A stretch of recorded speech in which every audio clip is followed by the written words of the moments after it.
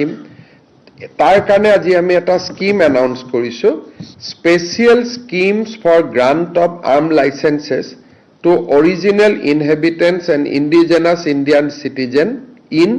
vulnerable and remote areas of Assam. আমাৰ বহুত সময়ত আমি দেখা পাওঁ যে নিৰাপত্তাৰ প্ৰশ্নত তেখেতসকল ভোগ কৰি থাকে আৰু বিশেষকৈ এতিয়া যেহেতু বাংলাদেশী নাগৰিক আদি বিতৰণৰ বহুত কাম আমাৰ চলি আছে গতিকে এই অঞ্চলবিলাকত আমাৰ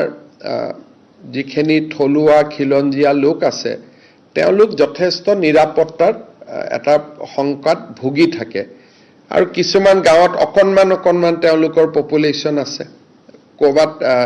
ধৰক মই এটা নিজেই জানো যে বাগবৰ জনিয়াৰ ভিতৰত এখন গাঁৱত কৰবাত 500 ঘৰ মানুহে বাকি আছে আৰু কোনো নাই গতিকে এতিয়া সেই মানুহখিনিৰ কোনোবাই যদি চৰকাৰে বন্দুকটো কিনি নিদিয়ে কিন্তু কোনোবাই যদি লাইসেন্স বিচাৰে আমি তেওঁলোকক উদাৰভাৱে লাইসেন্স দিম যাতে তেওঁলোকে নিজৰ ৰক্ষণাবেক্ষণ কৰিব পাৰে এটো এটা সেই অঞ্চলৰ মানুহৰ বহুদিনীয়া এটা অনুৰোধ আৰু দাবী আছিল ইয়াৰ ফলত ঢিং ৰূপহী লাহৰিঘাট এই অঞ্চলবিলাকৰ পকেটত যিবিলাক আমাৰ অসমীয়া মানুহ এতিয়াও আছে তেওঁলোকে সদায় ভয়ত জাগাখিনিৰ পৰা ওলাই আহিব লাগে মাটিবাৰী বিক্ৰী কৰি ওলাই আহিব লাগে এতিয়া আমি তেওঁলোকক কৈছো যে চৰকাৰে আপোনালোকে লাইসেন্স খুজক আমি আৰ্মছ লাইসেন্স আপোনালোকক দি দিম আপোনালোকে তাত অন্তত এটা সাহসেৰে হৈতে থাকিব পাৰিব চৰকাৰে তো সাহস দিয়ে আছে এটা অতিৰিক্তভাৱেও আপোনালোকে এটা সাহস পাব এই এটা সিদ্ধান্ত আজি কেবিনেটে খুব এটা ইম্পৰ্টেন্ট মাইলস্টোন বহু দিনৰ পৰা এই দাবীবিলাক অসম আন্দোলনৰ সময়ৰ পৰা এই দাবীবিলাক আছিল কিন্তু কোনো চৰকাৰে সাহস কৰা নাছিল যে আমি দিব পাৰিম নোৱাৰিম এই দাবীবোৰ আজি নহয় অসম আন্দোলনৰ দিনাখনৰ পৰা এই দাবীবোৰ আছিল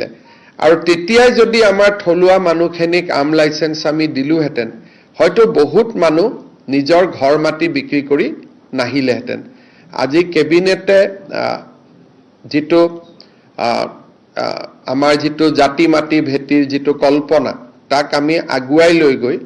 আজি আমি সিদ্ধান্ত লৈছো যে যতে অসমীয়া মানুহ সংখ্যালঘিষ্ঠ থলুৱা মানুহ জনজাতীয় লোক যতে সংখ্যালঘিষ্ঠ তেওঁলোকে তাতে আৰ্মছ লাইসেন্সৰ কাৰণে আবেদন কৰিব পাৰিব আৰু চৰকাৰে উদাৰভাৱে তেওঁলোকক আৰ্মছ লাইসেন্স দিয়াৰ ব্যৱস্থা কৰিব কিন্তু এটো নহয় যে আমি বন্দুকটো কিনি দিম হেতু কনফিউজ কৰিব নালাগে আমি কাকো বন্দুক কিনি নিদিও কিন্তু কোনোবাই যদি আৰ্মছ বিচাৰে তেতিয়ালে আমি তেওঁলোকক আৰ্মছ আমি দিয়াৰ ব্যৱস্থা কৰিম ইণ্ডো বাংলা